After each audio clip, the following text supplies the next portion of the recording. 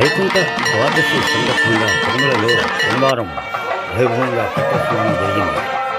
పుష్కరుల వద్ద తెల్లవారుజామున 5-6 మధ్య అర్చకులు ఈ ఘట్టాన్ని నిర్వహించారు. ఈవో శ్యామలరావుతో పాటు పలువురు అధికారులు పాల్గొన్నారు. అటు శ్రీవారి వైకుంఠ ద్వార దర్శనం 2 రోజులు కూడా కొనసాగుతోంది. వైకుంఠ ఏకాదశి సందర్భంగా మొదటి రోజు శ్రీవారిని 60,000 మంది భక్తులు దర్శించుకున్నారని తెలిపారు.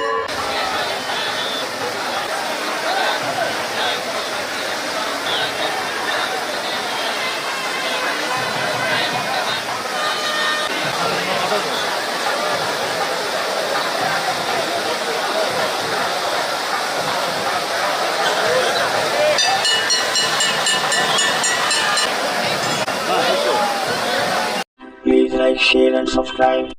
వైకుంఠ ద్వాదశి సందర్భంగా తిరుమలలో శనివారం వైభవంగా పుష్పస్నానం జరిగింది. పుష్కరుల వద్ద తెల్లవారుజామున 5-6 మధ్య అర్చకులు ఈ ఘట్టాన్ని నిర్వహించారు. ఈవో శ్యామలరావుతో పాటు పలువురు అధికారులు పాల్గొన్నారు. అటు శ్రీవారి వైకుంఠ ద్వార దర్శనం 2 రోజులు కూడా కొనసాగుతోంది. వైకుంఠ ఏకాదశి సందర్భంగా మొదటి రోజు శ్రీవారిని 60,000 మంది భక్తులు దర్శించుకున్నారని తెలిపారు.